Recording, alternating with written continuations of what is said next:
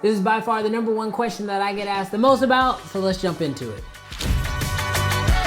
All right, so the first thing that I typically find that is missing in most people's contracts is not necessarily how much you're charging, but how you want to charge them. And what I mean by that is, how are you breaking up the payments? Most clients don't want to pay everything up front, especially if it's their first time working with you. So what I have found that works well for me is the 50-25-25 rule. And so what this means is I charge my clients 50% of the deposit up front, or 50%, which is the deposit. It's non-refundable, and this primarily is to cover things like pre-production and most of production.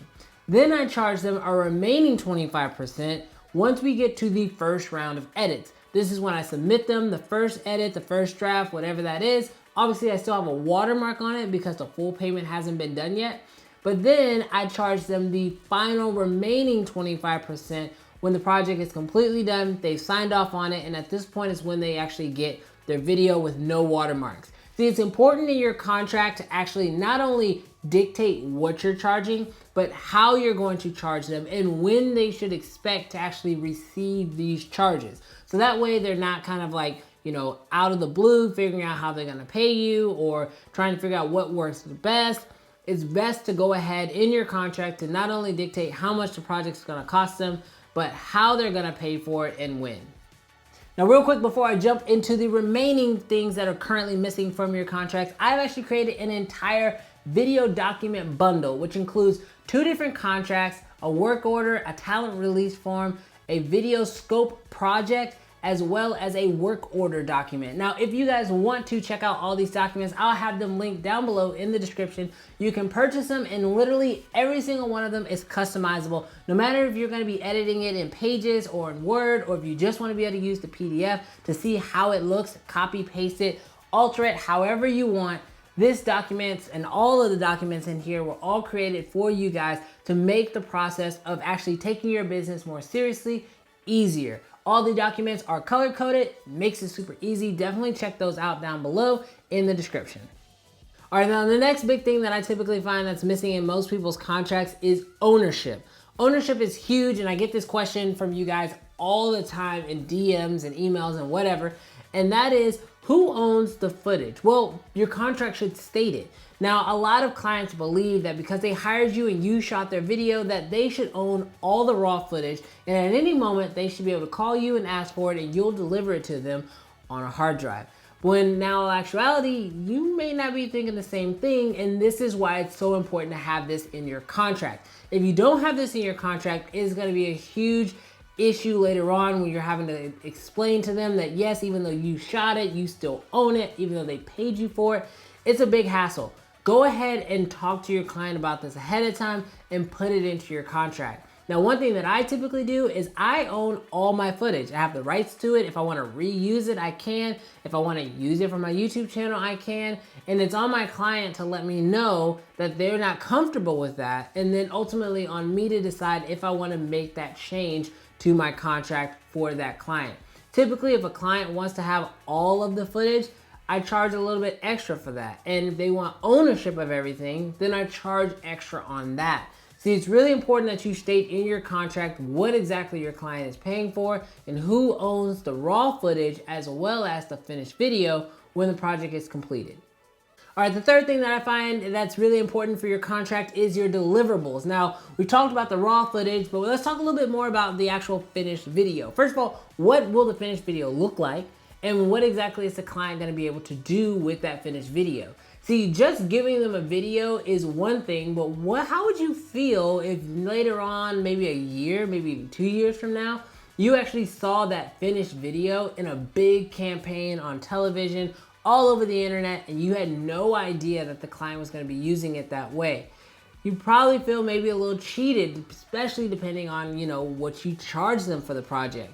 See, this is why it's so important that you put in your contract what the client can and cannot do with that finished video. For example, in the past, I actually had a client who took my finished video and actually sold my finished video to someone else for them to be able to use. That's not okay, and especially because I had it written in the contract. So it is super important, especially if you're new to this whole thing and you're not sure what your client's gonna do with the video when it's all said and done, that you have it dictated in your contract what your client can and cannot do with your finished video. All right, now this fourth one is one that, trust me, if you can put this in your contract, it's going to save you so much headache. And that is, who is the shot caller, or who is the decision maker? Now, I don't know if you guys have ever been in this situation, but I have been in situations where I've been working with clients and it's a company and there's a couple people who have input on how the video should be done, and I'll submit an edit and then I'll get 4 different people emailing me back telling me how the actual video needs to be changed and what alterations should happen. This is a nightmare because it is impossible to make all those people happy. So one thing that I always recommend you do is find one person, or allow them to choose one person within the company and make them the point of contact. That way, the 4, 5, or 6, however many of them can all come together, tell that one person what changes they want to be made, and then that one person communicates with you on how to make those changes. If you can figure out a way to put this into your contract, or like I said before, use even my contract states that says this, it's going to make your life so much easier because now you only have one person to please. And ultimately, it's going to put a little bit more work on your clients to really determine what they want from that video, come together, collaborate, and then submit that to you. So then you're only having to deal with one person and making one person's vision come true. All right, and the fifth and final one is something that I had never heard of before until I started writing my contract. And that is something called a force majeure, or a what if clause, pretty much what I call it. And that is, what happens if something happens to the footage? This could be an act of God, this could be hard drive corruption. What happens if the worst of the worst comes into play? Who's at fault? Do you owe them a 100% refund?